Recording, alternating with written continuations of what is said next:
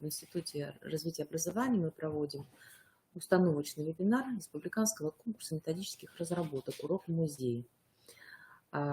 Этот конкурс, собственно, проводится впервые, и он проводится в рамках всероссийского культурного проекта «Культура для школьников».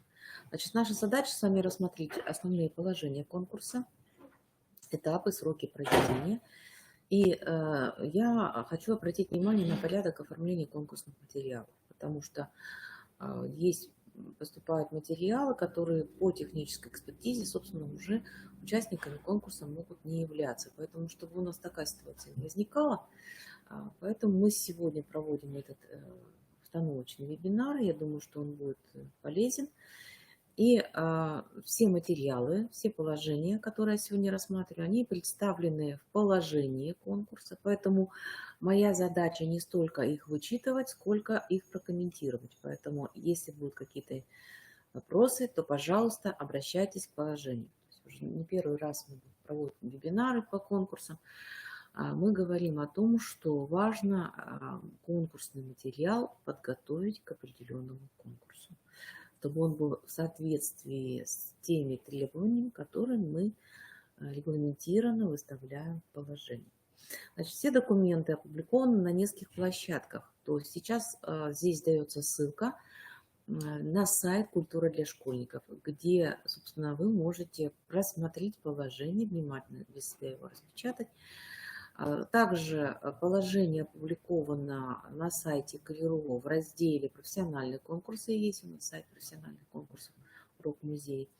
И я также рекламирую, делаю анонсы этих конкурсов в республиканских методических объединениях учителей не только предметной области искусства, но и тех учителей, которые, собственно, то есть это общее идет положение, потому что принимать участие в проекте могут любой предметник, который может проводить урок в музее.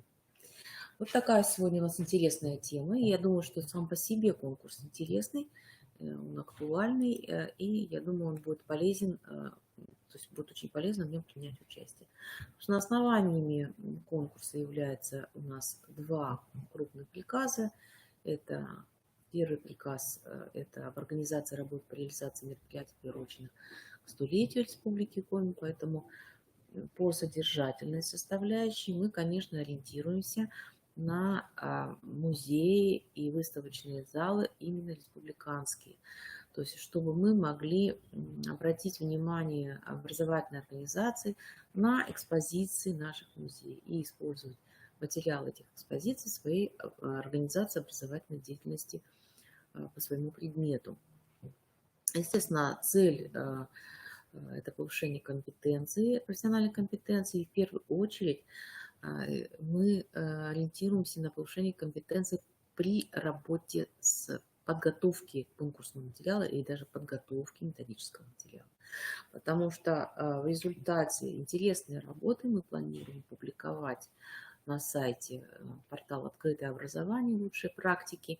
И чтобы нам все-таки не приходилось делать переработки, доработки, выходить на авторов этих программ, мы просим, чтобы ваши материалы максимально были готовы к публикации или трансляции вашего материала. Поэтому, естественно, профессиональные компетенции, ну и в контексте именно культурного просвещения обучающихся. То есть вот такая цель.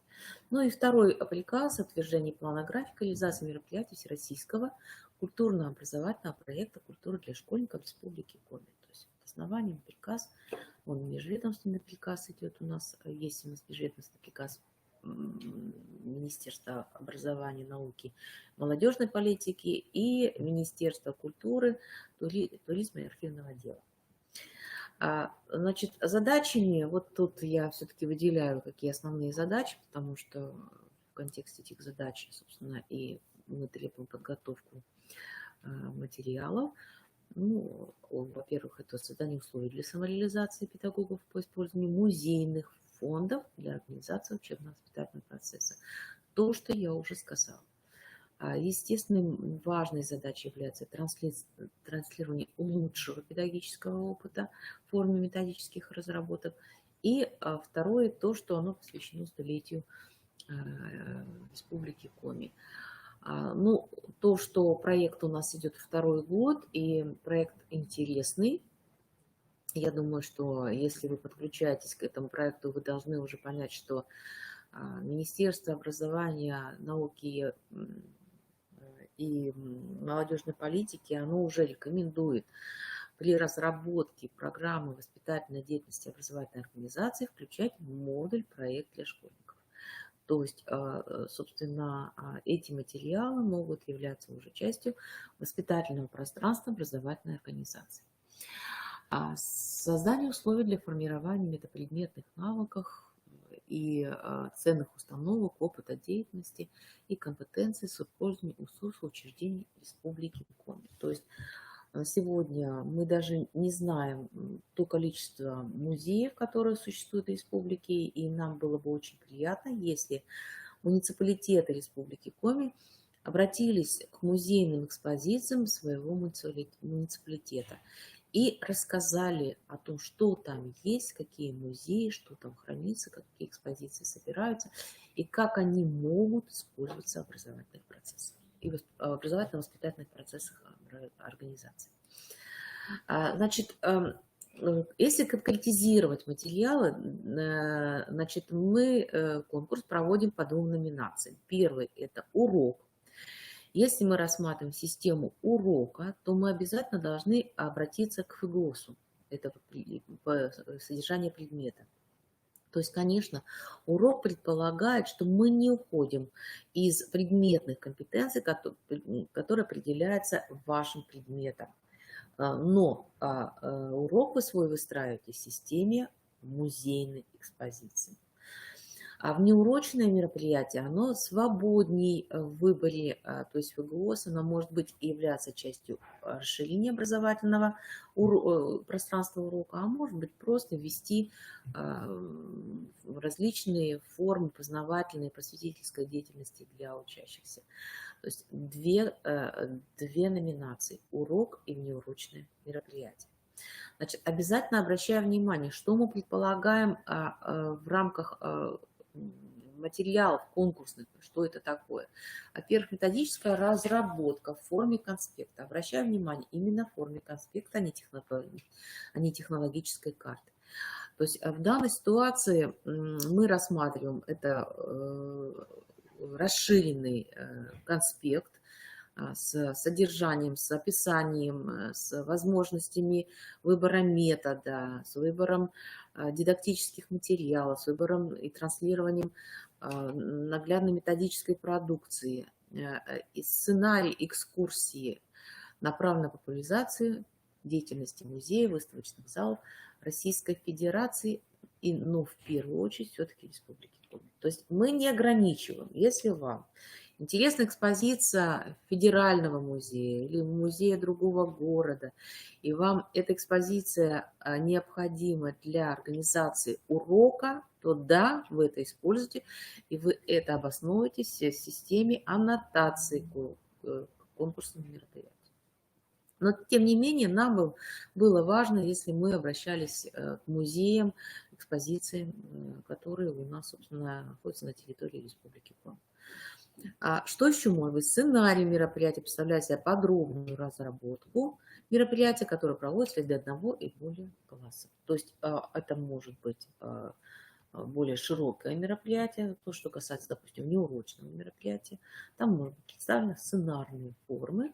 И в данном случае, опять же, мы обращаем внимание на содержательную сторону. И структура, и содержание очень важно. То есть как вы структурируете материал и какое содержание вы туда вкладываете, каким образом, какими технологиями педагогическими вы пользуетесь для того, чтобы это содержание было максимально донесено до понимания школьникам.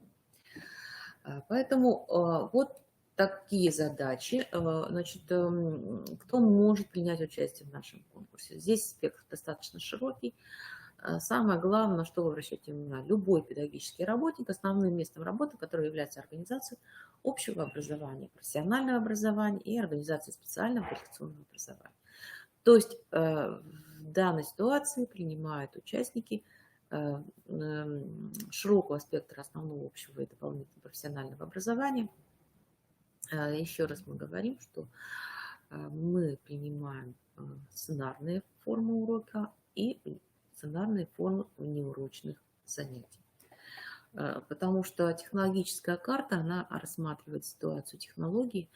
Нам важно не столько, как бы технология обязательно должна присутствовать, то есть какая-то выбранная технология диалога, критического мышления, проекта. Это все будет интересно, то есть как вы используете технологии с реализацией именно в содержании урока музея. Поэтому и технология, она может рассматриваться в структуре, и содержательная сторона. Значит, сроки проведения конкурса. Значит, срок достаточно большой. Мы объявили этот конкурс 26 апреля. То есть уже с 26 апреля можно регистрировать свои материалы по 25 сентября. Значит, обращаем внимание, что с 26 по 15 августа это регистрация участников и прием методических разработок в разделе «Подать заявку по ссылочке». Ссылки, я уже сказала, у нас 4 площадки, где опубликованы, то есть можете в любую зайти, все равно выйти на площадку этого конкурса, где вы представляете анкету участника, заполняете анкету участника и прикрепляете свои материалы. Если материалы очень большие, такое возможно, так как у нас есть как бы форма представления, электронная форма представления урока. Поэтому в данном случае вы прикрепляете свои материалы на свои сайты, на свои личные странички образовательных организаций, нам прикрепляете только ссылку. То есть все материалы присылать не надо. Надо, чтобы была ссылка действительная, актуальная, и чтобы мы в сентябре, выйдя по этой ссылке, могли материалы просмотреть. Что может случиться так, что если вы загрузили их на облачное хранилище, эту ссылку, то есть материалы, она через 2 месяца может закрыться, и результатом работы экспертов мы не сможем зайти. Поэтому обязательно продумайте форму представления результатов. То есть лучше, если эти результаты будут опубликованы на ваших личных страницах сайтов или образовательных организациях под названием «Конкурс урок музея». И в этом случае мы просто выходим на вашу страничку и все материалы можем там посмотреть. Это очень удобно, это не надо пересылать большие, огромные цифровые файлы, но в данном случае этот материал, загруженный на сайт, можно использовать уже в работе с вашими учениками и с вашими как бы обучающимися. Затем с 16 августа по 27 августа это техническая экспертиза. Особенности технической экспертизы я прокомментирую, потому что возможно отклонение материалов, если они не проходят техническую экспертизу. Пожалуйста, не обижайтесь. Мы все-таки хотим вас научить каким-то образом представлять качественно ваши методические материалы. Поэтому техническая экспертиза, если вы какие-то нюансы не выполнили, значит, по технической экспертизе мы можем отстранить эти материалы. Будьте внимательны, особенно это касается, когда вы собираетесь нам послать ссылку на материал, то есть каждому документу внимательное отношение, внимательное оформление представленных материалов, чтобы это было четко представлено, хорошо представлено, и нам было удобно с этим работать. Экспертов много, поэтому собрать мы всех не сможем, поэтому нашим экспертам будут высылаться именно ссылки на ваши материалы. С 28 августа по 20 сентября экспертиза представленных материалов и выявление победителей конкурса. 21 по 25 сентября мы завершаем итог, подводим итоги, пишем приказы и, собственно, готовим электронные материалы для награждения победителей и призеров конкурса. Электронный диплом. Собственно, участие имиджевое. И я думаю, что есть смысл просто принять участие, посмотреть, как мы готовим материалы, то есть как мы их оформляем и на каком уровне экспертное сообщество может оценить ваш материал, потому что Если будут возможности принять участие в этих материалах в федеральных конкурсах, мы, наверное, найдем возможность для передачи участия в федеральных конкурсах. Пока таких конкурсов нет, но я думаю, что мы всегда найдем, тем более конкурс, то есть проект «Культура для школьников», он всероссийский, я думаю, что будет и конкурсное пространство для, в общем-то, ваших методических материалов. Значит, смотрите, обращаем внимание, что загружая конкурсные материалы, автор автоматически дает согласие на обработку персональных данных и на публикацию конкурсной работы. То есть понятно, что не все материалы могут быть опубликованы, но мы предполагаем, что если материалы сделаны с учетом наших требований, возможность публикации увеличивается. И, значит, ваши материалы могут быть опубликованы на площадках портала «Открытое образование» Республики Коми «Лучшие практики». Эта публикация, она влияет на ваше портфолио. Всегда вы знаете, что есть раздел 5 портфолио, где нужно обязательно показывать публикации ваших материалов. Значит, требования к содержанию конкурсных материалов. Значит, все, что здесь написано, есть в положении. Я прошу, чтобы когда вы начнете готовить материал, чтобы положение у вас было перед глазами. Вы могли правильно и грамотно и корректно оформлять эти материалы. Потому что очень много проводит Институт развития образования, проводит очень много конкурсов. Но почему-то вас это не учит именно представлять материал как конкурсный, именно конкретного конкурса, и именно определенную экспертизу. То есть вы привыкли, что у вас есть какие-то свои личные методические наработки, и вы готовы их показать экспертному сообществу, чтобы вам дали оценку. Но готовить дополнительно почему-то вы не находите времени.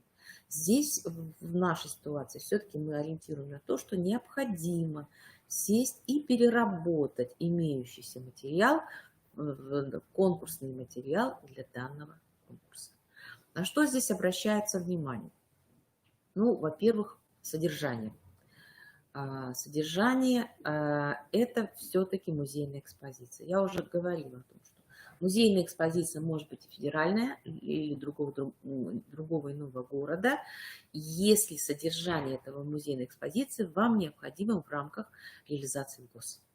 То есть у нас в республике нету такого музея, у вас нету такого материала, но есть музейная экспозиция, которая позволяет вам, собственно, к этому материалу обратиться и построить свой урок. И, собственно, или знакомство, просветительская работа по каким-то клиентам. То есть мы согласны с вашим выбором, но нам бы все-таки очень хотелось, чтобы в рамках столетия Республики Коми в большей степени мы увидели площадки наших республиканских музеев. Второе, на что я обращаю внимание, вот здесь они выделены. Конкурсные материалы должны иметь обязательные компоненты. Первое – это титульный лист. Второе – это оглавление. Очень важный компонент – аннотация, включающая цель, задачи, планируемые результаты, методы, ресурсы и так далее. То есть аннотация – это небольшой абзац, который вы сами пишете, аннотируя, что самое интересное, самое важное находится в рамках этого материала. То есть и на какие цели, задачи вы ориентируетесь. Тогда в этом случае аннотация позволяет эксперту уже рассматривать в вашем материале ту содержательную идею и изюминку, которую вы в нее заложили. И, собственно, сам сценарий урока. То есть я вот здесь не выделила, хотя это неправильно. Сценарий урока внеурочного мероприятия обязательный. Он должен содержать список использованных источников информации.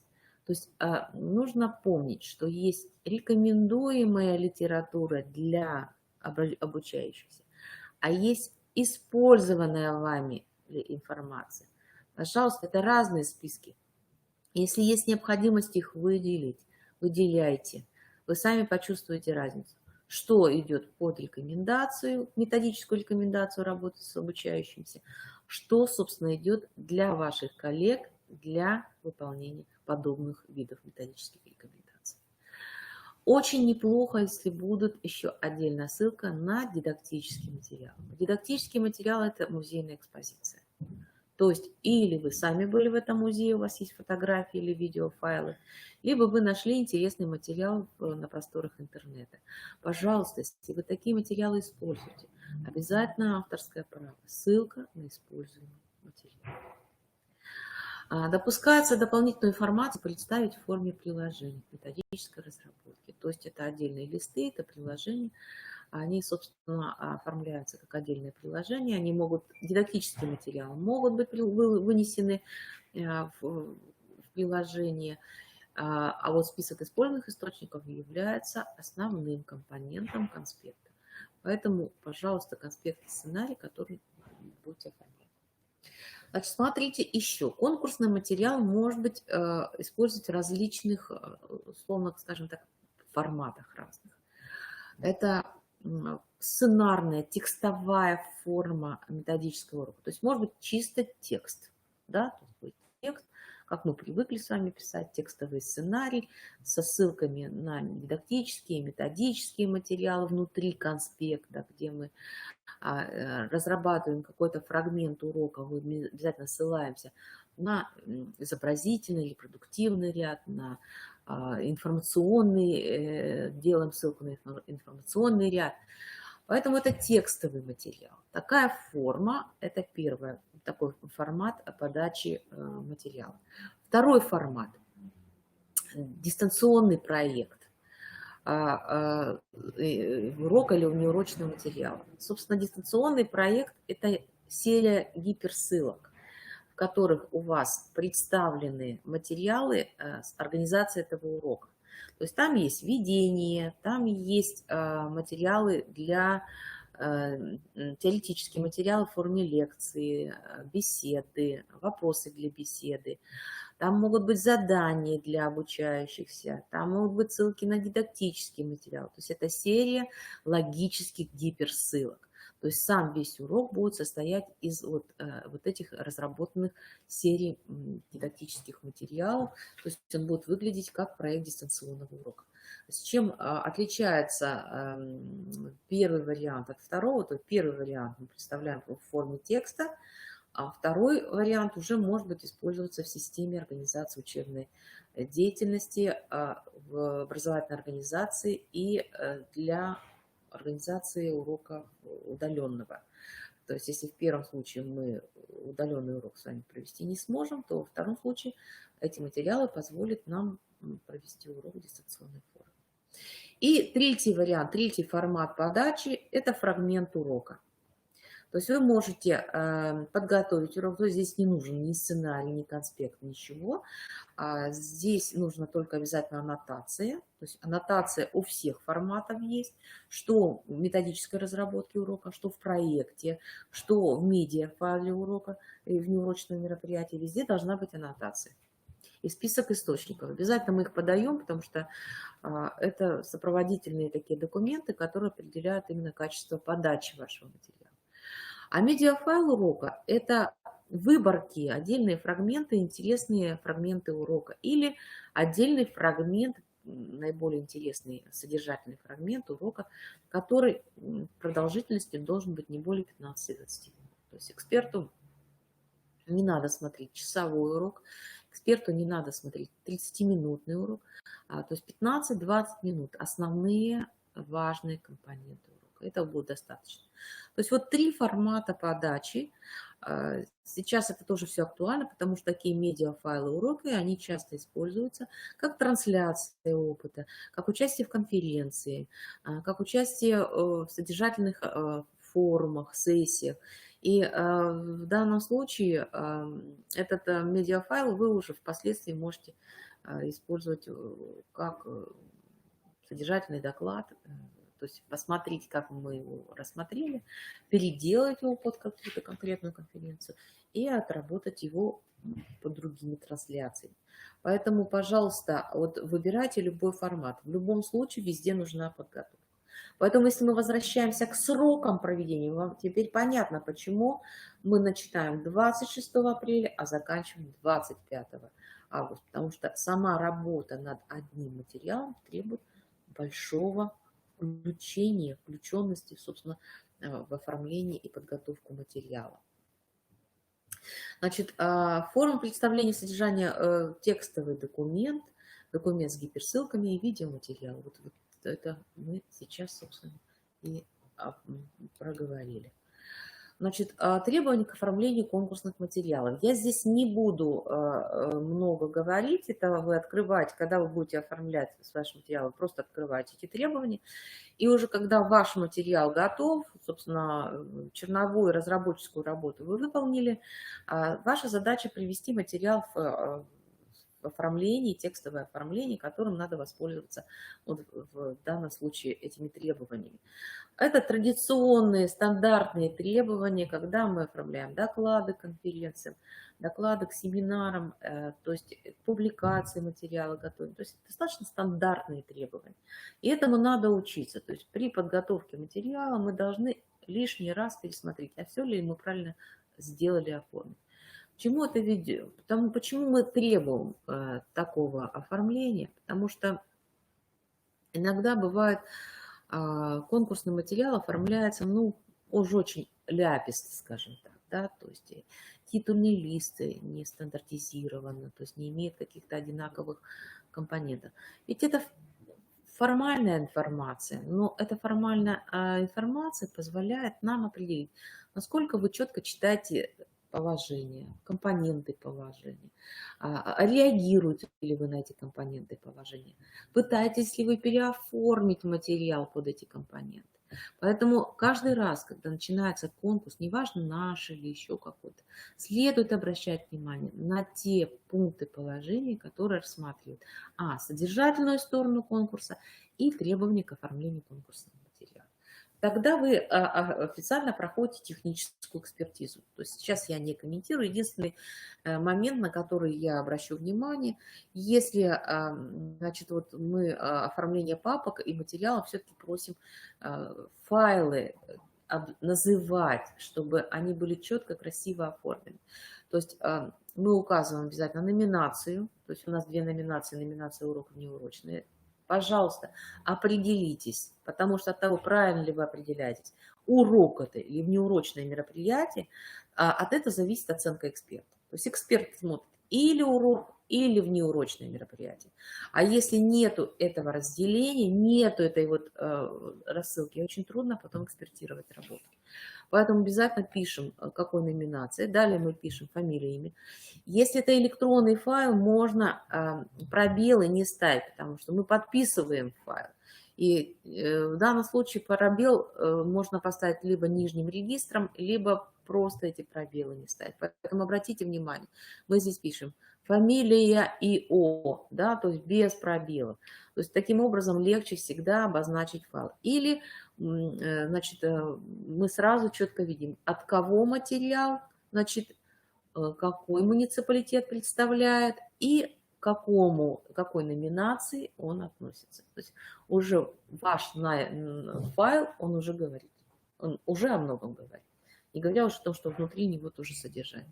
Поэтому обязательно посмотрите, например, и вот пример, мы здесь даем примеры, они даются, кстати, в приложении к положению, тоже примеры, на них следует обратить внимание, и когда будете готовить материал для публикации на своих сайтах, обязательно приведите все файлы в порядок под этот конкурс, под это, собственно, наше содержание.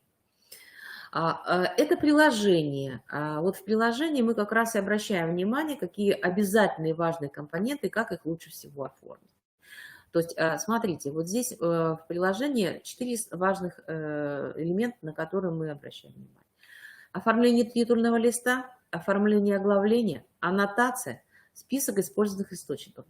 И если вы присмотрите, здесь нет основного документа, то есть самого сценария. Естественно, сценарий обязательно должен быть. То есть это мы обращаем внимание на обязательные компоненты. Вот титульный листок, в котором должно обязательно прописано, что это республиканский конкурс методических разработок урок музея, название конкурсных материалов, фамилия, имя разработчика полностью, должность, наименование образовательной организации и номинации. А еще следует указать, для какого класса или какой возрастной группы разрабатывался данный методический материал. Вот здесь вторая часть – это оформление оглавления конкурсных материалов. Мы просто рекомендуем вот такую форму взять в таблице, причем в рамках электронного материала таблицу можно скрыть. И тогда вот эта четкость положения основных элементов вашего конкурсного материала, она все равно сохранится. И у вас никуда не будет двигаться, бегать ваши строчки, убегать, не будут лишние пробелы, не будут лишние знаки и так далее. Поэтому вот такую форму, если возьмете и скроете табличку, у вас будет очень красиво представлено оглавление конкурсных материалов. То есть вот, собственно, ее копируйте. С чем следует дополнить? Вашими материалами. Аннотация, мы пишем не уроком, не урочное мероприятие, аннотация урока и его тема. Сценарий урока и его, сценарий внеурочного мероприятия и его тема. Список использованных источников, список рекомендуемых источников. Приложений. Сколько приложений? Первое, второе, третье нужно добавить. То есть в аннотации я уже сказала, она идет в форме текста, не более одной страницы, даже может быть меньше аннотации. И список использованных источников, обращаем внимание, что есть ГОСТ оформление. Вот я здесь сделала, выделила ГОСТ, то есть можно его поискать и почитать, как оформляются основные компоненты списков и ресурсов информационных источников. Потому что это очень острый вопрос. Наши учителя не, скажу так, нехорошие, так, не заморачиваются на оформление. На самом деле те, кто делает документы на конференции, делает материалы для публикаций, они должны знать, как оформляются источники. Особенно обращается внимание на оформление ссылок, электронных ссылок. То есть просто ссылка без комментария – это не оформление. То есть есть требования к оформлению ссылок используемых ресурсов. Обязательно об этом посмотрите, узнайте. Тем более, если вы будете использовать источник федеральный, музейную экспозицию, которую вы не посещали, но вы ее нашли через систему интернет, вам необходимо все равно делать гиперссылки, ссылки на используемые материалы. Ну и обязательно идет сценарий. Сценарий – это не начинаем «Здравствуйте, дети». В сценарной форме мы начинаем все равно писать цель, задачи, и в сценарии мы полностью указываем такую шапку конспекта, которая начинаем, как мы привыкли, собственно, определять методологические позиции разработки данного занятия. То есть какие-то элементы структур, последовательность, логика изложения материала, структурные компоненты, как вы логически выстраиваете, пожалуйста. Можете делать это в системе таблицы, тоже возможно, только не технологическая карта. Если вы ориентируетесь на технологию, вы указываете, что этот фрагмент работает в такой технологии. И по описанию можно будет видеть, да, эта технология работает или нет.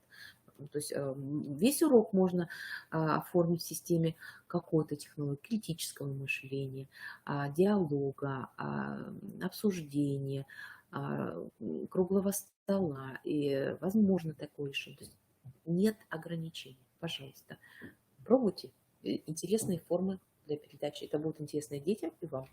Как это можно оформить. Значит, обращаем внимание. Значит, здесь уже обязательно ссылка. Ни материалы не должны содержать персональные данные. И конкретную информацию о несовершеннолетних. Поэтому никаких фотографий, никаких фрагментов уроков здесь выставлять не надо. Никаких фамилий писать здесь не надо. То есть, поэтому, когда по технической экспертизе мы не видим этих персоналей, значит, они связаны только с вашим авторством. То есть, кто автор-разработчик данного материала. Техническая экспертиза, значит, я уже кое-какие моменты технической экспертизы сказала. То есть вот это оформление материала, это вносится в систему технической экспертизы. Соответствие содержанию, это вносится в систему технической экспертизы. Да? Обязательно наличие ссылок на материал. Это тоже входит в систему технической экспертизы. Если что-то будет не оформлено, мы просто отложим этот материал до следующего случая. Вы получите информацию о том, что ваш материал не прошел техническую экспертизу и не вышел в руки экспертов. Значит, какие отклонения могут быть? Ну вот здесь прописаны, я их все-таки прочитаю. Это конкурсный материал участника не соответствует требованиям положения конкурса. Требования конкурса, положение обязательно читайте. Обязательно читайте. Значит, мы не принимаем материалы коллективной разработки, коллективного педагогического проекта. То есть это только личное авторство и фиксация грубых нарушений авторского права. То есть иногда берутся целые фрагменты, целые фрагменты чужого материала, ссылка на него не дается. Это некорректная работа, поэтому обязательно эту корректную работу, то есть надо работе оформление делать. Тогда вы будете уважать тех людей, чьи материалы вы использовали. Вы будете давать возможность транслировать чей-то опыт, но в то же время вы можете показать, как этот чужой опыт работает в вашей практике. Критерии оценивания материала. Я здесь их вычитывать не буду. Это критерии для вас при разработке материалов, чтобы вы знали, что будет оцениваться, что будет проверяться, и для экспертов. То есть экспертные таблицы в формах, они будут учитывать вот эти факторы. Вот их много. Каждый критерий будет иметь оценку от 0 до 3 баллов, то есть или этот критерий присутствует, или он минимально представлен, или он оптимально представлен. То есть у нас 3 решения, то есть очень будет прозрачная собственная экспертиза. И я думаю, что эксперты легко смогут просмотреть ваши материалы при том, что если они допущены после технической экспертизы. Я думаю, что это все будет зависеть именно от того, как качественно вы оформите ваши материалы методически. Ну вот алгоритм я уже написала, показатель не проявлен, показатель проявлен частично и показатель проявлен в полной мере. Все это экспертируется протокольно, значит, и победителями у нас могут признаваться участники, работы которых набрали наибольшее количество баллов. 3 эксперта оценивают, то есть максимальный балл – это 30 баллов. 30 баллов. Значит, в этом случае, конечно, это четко выходит ситуация победы, победителя. Но я думаю, что рейтинг он выстроится, если ваша работа, несколько работ, много работ получит 30 баллов, значит, вы все будете победителями. То есть мы не делаем ограничений в количестве побед. Главное, чтобы материал соответствовал требованиям оформления, которые мы вас просим представить. Подведение итогов, все это прописано в положении, то есть в вашем случае, еще раз, надо иметь перед глазами положение, не забывать об этом. И мы с нашей стороны, со стороны организатора, постараемся, чтобы все, что здесь прописано, было четко регламентировано и вовремя сделано, чтобы вы не переживали, чтобы вы не волновались. Все материалы конкурса мы должны закончить где-то к концу сентября. То есть мы можем узнать результаты этого конкурса. Тем более подводить итоги этого конкурса, оно будет в рамках юбилея, то есть, как мы говорим, юбилейного года, такого, и сами итоги не конкурса, а проекта будут проводиться в декабре. Я думаю, что результаты конкурса и результаты включенности педагогов и учителей в проект «Культура для школьников», она вот как раз определится этим конкурсом. То есть вашу методическую подготовленность, корректность, умение работать с коллегами на удаленном формате. Мы здесь все полностью можем увидеть. Значит, вот здесь еще одна красная такая ремарка. Материалы участников конкурса, представляющие методическую ценность, по решению оргкомитета конкурса размещаются на портале «Открытое образование» Республики Коми и на сайте «Календарь образовательных событий». То, что я вам сказала. То есть ваша победа – это публикация. Это публикация на республиканском уровне. Это трансляция материала на республиканском уровне. То есть это очень высокий статус, который позволяет вам делать высокую планку в вашем портфолио. Ну, собственно, еще один важный момент, авторские права. Я здесь опять зачитывать не буду. Это все прописано в положении. То есть мы даем такую ремарку на то, чтобы ну, как бы, авторское право иногда очень остро воспринимается, и оно все-таки подходит под законодательство Российской Федерации. И если это очень авторский, то есть абсолютно авторский урок, мы, конечно, должны соблюсти ваши авторские права. Единственное, что вы все-таки соглашаетесь на публикацию, и этот материал, первая публикация этого материала будет оформляться на сайтах, на порталах республики, то есть мы будем рекламировать ваши материалы как лучший опыт учителей и педагогов Республики Коми. Поэтому обязательно читайте. Если возникают вопросы, можно эти вопросы задавать в письменной форме, можно звонить. И, собственно, информация доступна. Иногда очень участники конкурса боятся позвонить. Не надо бояться, звоните, спрашивайте, задавайте вопросы, если что-то непонятно, если какие-то возникают какие-то непонятные моменты положения. Если я сейчас не до конца вам прокомментировала элементы этого положения, я думаю, что звонок другу, звонок организаторам, это очень важно, а можно просто грамотно написать электронное письмо, и вы всегда получите отклик, и всегда будет обратная связь. То есть мы работаем с этим, и я думаю, что вы должны понимать, что мы также заинтересованы в интересных материалах, в качественных материалах, корректных материалах, потому что об этом мы показываем себя как организаторы и показываем таким образом свою республику, как качественная работа. Вот спасибо, собственно, за внимание. Мне хочется еще одно дополнительное рекламу провести. Вот сейчас до 31 мая в рамках проекта «Культура для школьников» проходит республиканская культурная онлайн-олимпиада. Она имеет диапазон участников очень широкий. Олимпиадные задания представлены для 4 категорий участников. Это обучающиеся 1-4 классов, 5-8 классов, старшеклассника 9-11 классов, для педагогов и их родителей. То есть мы очень хотим, чтобы родители и педагоги тоже вошли в площадку Олимпиады, узнали, что это такое, как можно определить свой знаниевый или познавательный интерес в области культуры Республики, потому что вопросы, собственно, сформированы как раз именно по культуре, региональной культуре, и высказать свое мнение, то есть мы за обратную связь, корректную обратную связь, то есть если какие-то у вас вопросы возникают, то есть, пожалуйста, напрямую. Также являюсь организатором культурной олимпиады до 31-го. Если, допустим, потребуется продлить олимпиаду, мы готовы будем это сделать, но пока крайний срок, дедлайн участия, это 31 мая.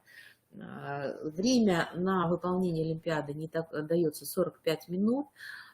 Ну, с вопросами есть смысл подумать, но вы знаете, что на каждый вопрос есть ответ. То есть после отправки формы вы можете получить сразу же правильные ответы, узнать информацию, правильно ли вы ответили, знакома ли вам эта информация.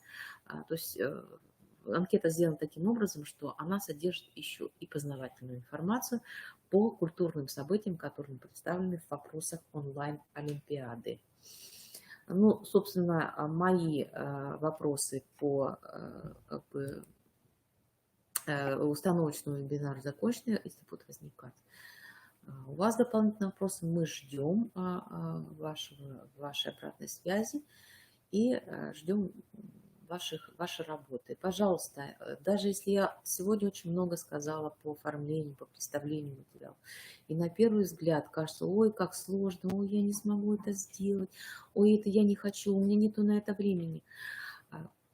Один раз нужно прошагать и сделать такой материал. Один раз, когда вы сделаете один качественный материал, материал, вы поймете, что это здорово, это хорошо, это лишь вы получаете новый импульс ваших компетенций, и вы себя начинаете уважать, что вы научились, вы умеете представлять свои наработки и методический материал на любом уровне, не только на учрежденческом, но и на республиканском, и на федеральном. Вот с этой целью, собственно, я и хочу завершить наш установочный вебинар. Спасибо за внимание. Я буду рада, если этот вебинар посмотрят участники, зададут вопросы. Я вижу, что у нас есть Усинская, если у них есть вопросы, я готова ответить. Если вопросов нет, то, собственно, вебинар я завершаю.